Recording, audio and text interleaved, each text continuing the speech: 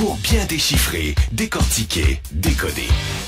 Voici Louis-Philippe Brûlé. OK, on est de retour et on va parler, entre autres, des plus récents développements concernant la fameuse variole du singe. Avec nous, donc, pour faire le point, Patrick Filion, microbiologiste et professeur au Cégep de l'Outaouais. Salut, Patrick.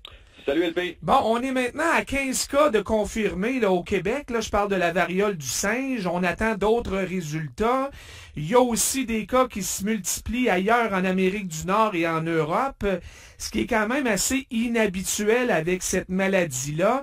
Est-ce qu'il est trop tôt pour parler d'une épidémie, Patrick? Selon moi, oui. Quand on parle d'épidémie, on parle vraiment d'une augmentation exponentielle du nombre de cas dans un groupe de population donné, dans un temps donné. Puis pour l'instant, oui, on voit une augmentation du nombre de cas, mais il faut se rappeler, on partait vraiment de zéro, puis on a eu une quinzaine de cas confirmés. Donc, il est peut-être un peu tôt pour parler d'épidémie. Donc, les chiffres ne sont pas exponentiels pour l'instant. C'est sûr qu'il faut vérifier la situation. Regarder du côté des cas contacts, donc les personnes qui sont infectées avec qui ils ont été en contact, puis des contacts quand même rapprochés. Rappelons-le, cette infection-là, ce virus-là se transmet par des contacts étroits avec la peau des personnes infectées. Donc, c'est pas une maladie qui va être facilement transmise, là, comme le serait au Omicron, par exemple. Oui. En fait, on dit que le risque est très faible dans la population en général, mais quand même assez élevé chez les personnes qui ont plusieurs partenaires sexuels. Oui, donc on vient de le dire, ça prend un contact rapproché. Donc, si on a plusieurs partenaires sexuels et que l'on est porteur, que l'on est infecté, eh bien là, cette transmission-là peut s'accélérer. Donc, c'est sûr qu'il faut faire attention. Il y a des habitudes, des comportements peut-être à vérifier ou à faire attention si on veut limiter la transmission.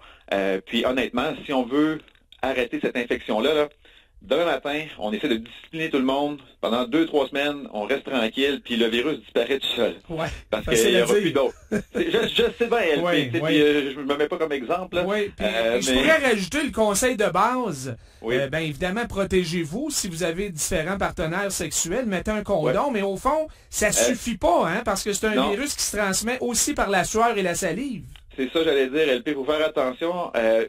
On l'associe beaucoup à une TSS. Oui, il peut être transmis lors de contacts sexuels, mais c'est pas nécessairement les contacts avec les organes génitaux, là, pénis, vulve, anus ou quoi que ce soit. On pourrait être juste contact peau à peau avec quelqu'un, puis il pourrait y avoir transmission. Donc, c'est vraiment les sécrétions, par exemple, au niveau de la peau, si les vésicules sont présentes, parce qu'il va y avoir des éruptions cutanées pour les patients qui ont 3-4 jours suivant l'infection. Donc, ces sécrétions-là peuvent être contagieuses. Donc, c'est pas nécessairement simplement le contact sexuel. Donc, porter un condom, oui, ça peut te protéger contre les autres ITSS, le gonorrhée, chlamydia, etc. Mais ce virus-là est transmis par des contacts avec la peau. Donc, ça peut être pas mal plus, on va dire... Oui, même danser, coller avec quelqu'un, mettons, je dis n'importe quoi, dans un rave... il y a des risques. Là, on apprend que Québec a reçu une petite quantité de doses du vaccin Imvamune. Oui. On va vacciner qui au juste, Patrick, et qu'est-ce que tu peux nous dire sur ce vaccin-là? Oui. À la base, le vaccin, c'est un vaccin qui est conçu contre la variole. Puis on sait que la variole a été éradiquée depuis 1980, mais chaque pays, on va dire, industrialisé, développé, a une réserve stratégique de ces vaccins-là, au cas où la variole revenait et était utilisée comme arme biologique ou quoi que ce soit. Donc, par exemple, les États-Unis ont 1 million de doses de ce vaccin-là. Donc, nous, au Canada, on a cette réserve stratégique-là et une petite quantité de doses a été envoyée au Québec. Principalement, là, les gens qui pourraient être vaccinés seraient, par exemple, des cas contacts.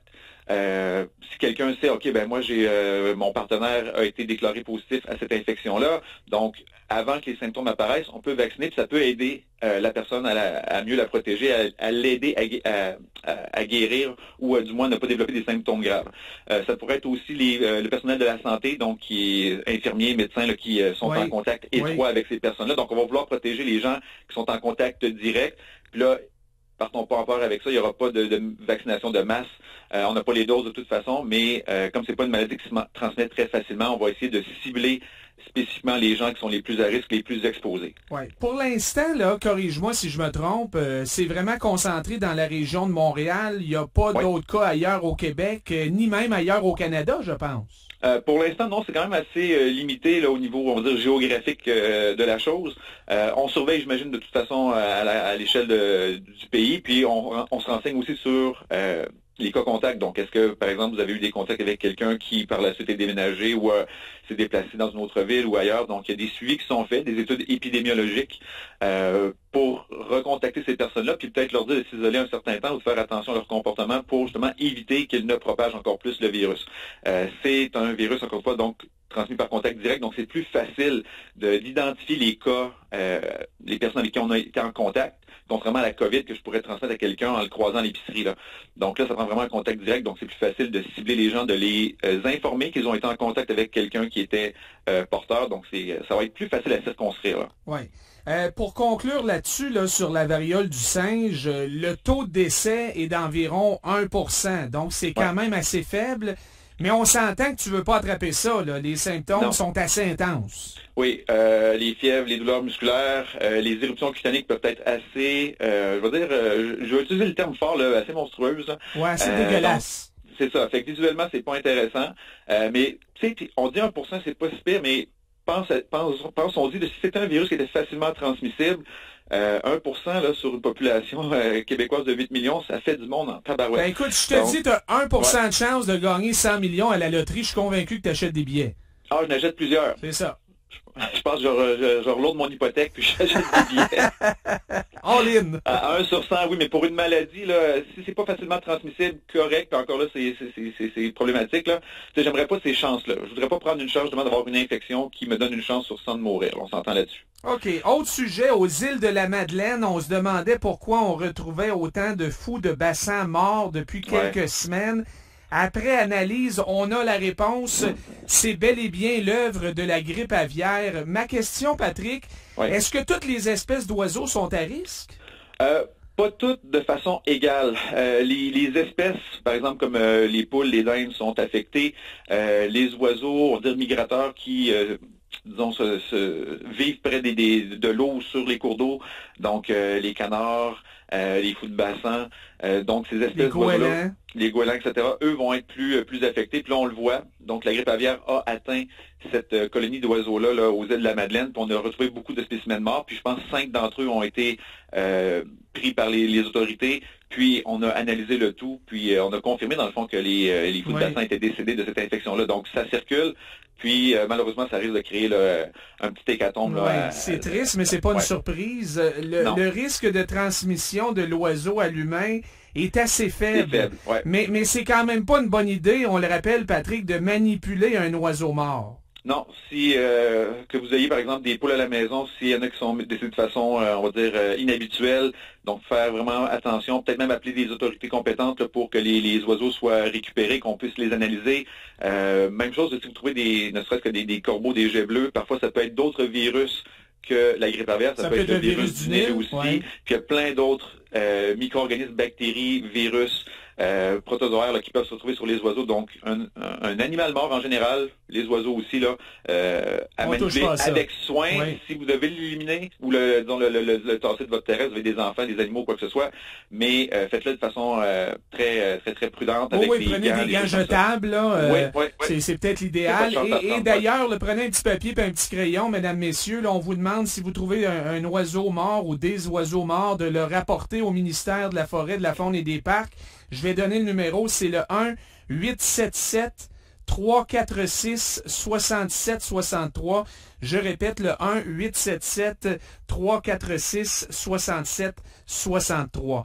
Deux petites vites sur la COVID en terminant, Patrick. D'abord, il y a une autre étude américaine cette fois qui confirme que les personnes qui ont eu la COVID sont 2 fois plus à risque de développer une embolie pulmonaire ou encore des problèmes respiratoires, et ça touche pas mal tous les groupes d'âge. Oui, c'est pas seulement les personnes plus âgées qui vont courir ces risques-là. C'est sûr que pour les 65 ans et plus, le risque est un petit peu plus grand, mais quand même, les 18-65 peuvent être touchés aussi. Donc, on parle, c'est pas bénin, là. Embolie pulmonaire, on parle de caillots qui se forment dans les poumons qui peuvent littéralement vous tuer. Donc, oui, on peut avoir la COVID, on peut en guérir, mais on peut entraîner des séquelles pendant un certain temps, avoir des problèmes respiratoires.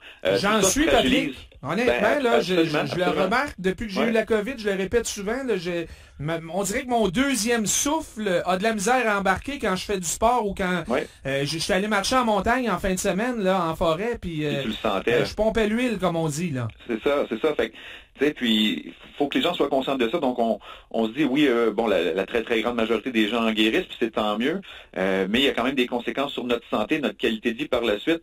Donc c'est pas encore une fois une maladie à prendre à la légère. Oui, les cas diminuent, le nombre de décès a diminué beaucoup dans les derniers jours. Là. C'est très intéressant, puis on s'y attendait là, avec le retour du beau temps et tout.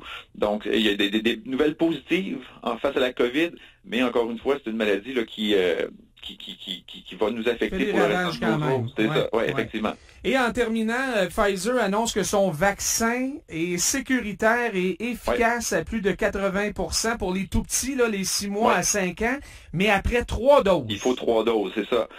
Dans le fond, ce qui arrive, là, on se rappellera que le vaccin a été conçu pour le virus original, donc avec ce qui circule présentement, le Omicron BA2, entre autres.